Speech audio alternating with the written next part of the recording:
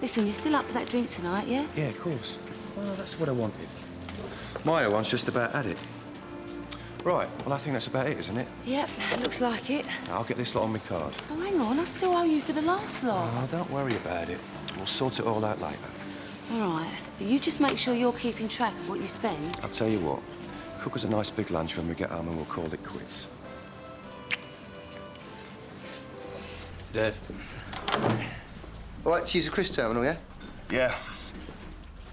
You're looking a bit peaky, Rodney. What were you up to last night? Know what you're thinking, Dave. I was out on this poxy obbo. Yeah? Anything interesting?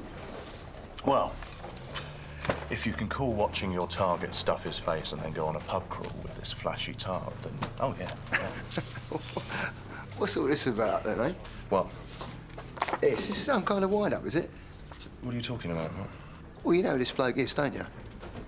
No, we spotted him with a target, but we don't have a name for him yet. Well, this is Polly's boyfriend. Well, if you'd like to take a seat, madam, someone will see you in a minute. Paul, still on for that drink after work tonight? Yeah, cool. Stanley's really looking forward to meeting you. So it's still going right then, is it? I'm taking him to my mum and dad's at the weekend. First time. Hey, this rate, he'll be moving into your new flat next. Maybe. Oh, listen, about tonight. Are you sure you don't mind keeping it just between us and June? No, of course not. He doesn't want a pub full of cheering coppers to deal with on his first time out, does he? That's what I thought. He's just a bit shy sometimes, you know. Oh, don't worry. We'll break him in gently.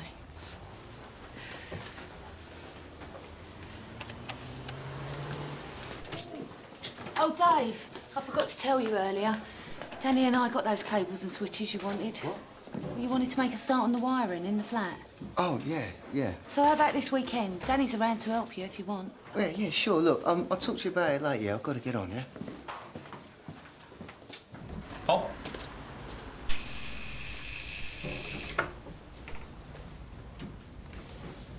Deb, have I just grown two heads or what? That's the third funny look I've had in the last 10 minutes. Oh, Polly, have you got a minute? Yes, Sarge. Could you take over the front desk, Debbie? Let's get somewhere quiet here. We need to have a chat. Right.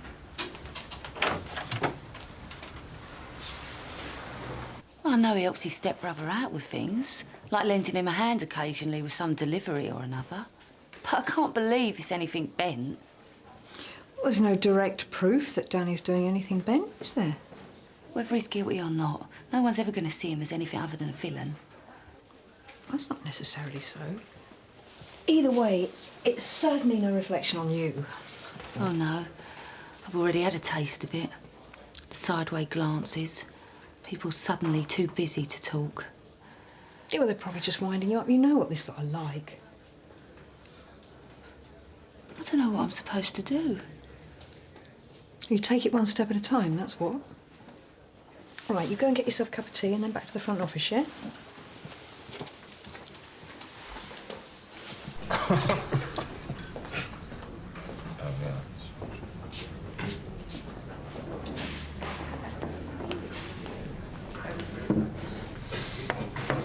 Right, Paul? Yep, never better.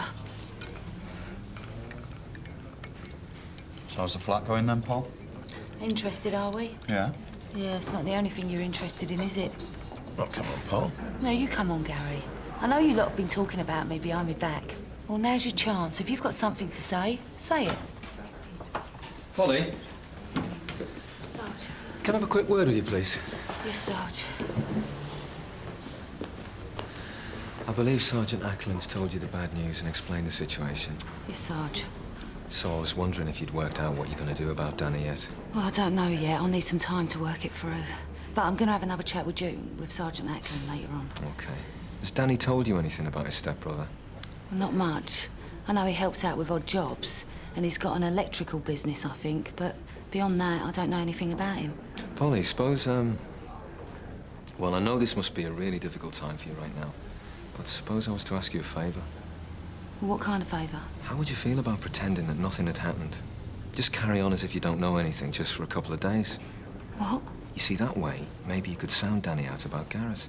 See if you could get us some inside information about how Garrett's running his fencing operation. What, you want me to play the innocent little girlfriend?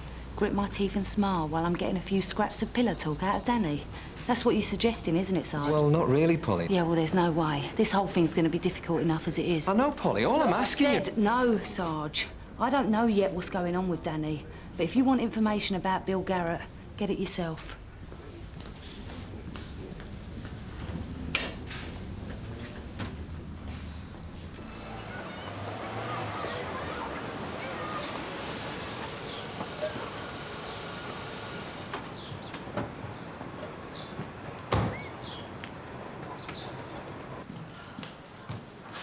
Polly, blimey, you gave me a start. What's all this lot, Dan?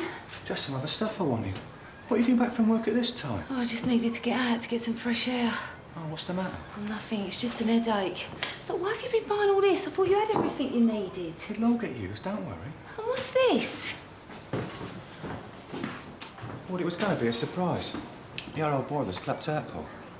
Dan, this is all brand new. How do you expect me to pay for this lot? No, it's bankrupt stock. Hardly cost anything. I got it from my brother.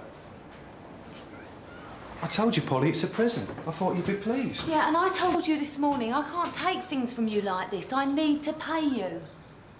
Why? I just do. I want the receipts for all this lot, so I know exactly how much you've spent. Oh, I don't have receipts. That's it, isn't it? You think this lot fell off the back of a lorry or something? I don't believe it. You think I nicked this? I didn't say that, Danny. What then, don't you trust me? It's not that simple. Well, it bleeding should be, Paul. I thought we had something going. We do. Obviously not. Look, it's just that I have to be careful. Well, why don't you go and check me on your computer? Go on, see if I've got a record. Danny. Have you done that already? You have, haven't you? You've been checking up on me behind me back? No, I haven't. It's not you anyway. It's your brother.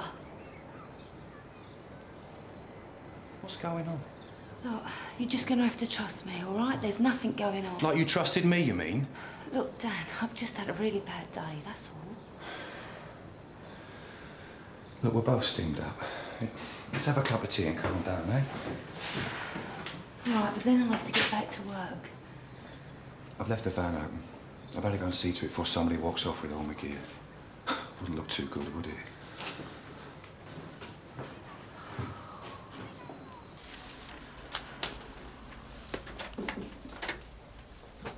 Have you been on rest yet, Paul? I'm fine. Well, if you need a snack, fetch it from the canteen. I'm not hungry. Listen, Paul, you know this whole thing's down to me, don't you? I'm the one who put the finger on Danny in those surveillance photos. I know. Look, Listen, look, it doesn't matter. It would have come out sooner or later. well, I just wanted to say that I'm still around if you need anything sorting out down at the flat, yeah? Well, thanks, Dave, but I just need to sort things out on my own for the moment. Sure. But we'll talk later, yeah? OK, Paul.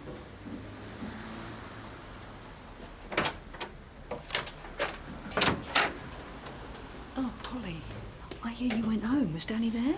Yeah, I'm sorry, Sarge. I know I shouldn't have. I just can't get my head around it. The Danny I know and the Danny everyone's telling me is a scheming little villain.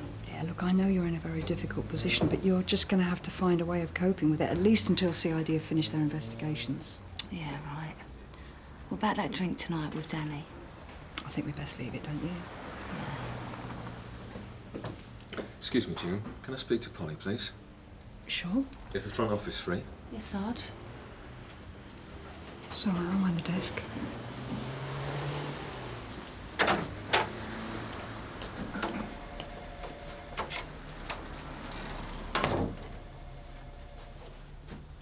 You haven't spoken with Danny Charlton by any chance this afternoon, have you? Yeah. What did you say to him, Polly? How do you mean? I'll tell you what I mean. A 4-day surveillance operation was blown sky high this afternoon, just minutes before we were due to nab Garrett, because somebody called him on his mobile phone and put him on his guard. And I just wondered if you might have a vague idea as to how that happened. Are you suggesting that I deliberately passed on operational information to Danny? No, it wouldn't need anything that extreme, would it? Just an accidentally on purpose slip of the tongue would have done it. Just a little hint to the boyfriend to watch his back so he wouldn't get caught in the crossfire. This is way out of order. Maybe, or maybe you just don't want to believe that Danny would have tipped off his stepbrother, because that would mean Danny's involved in all this, wouldn't it?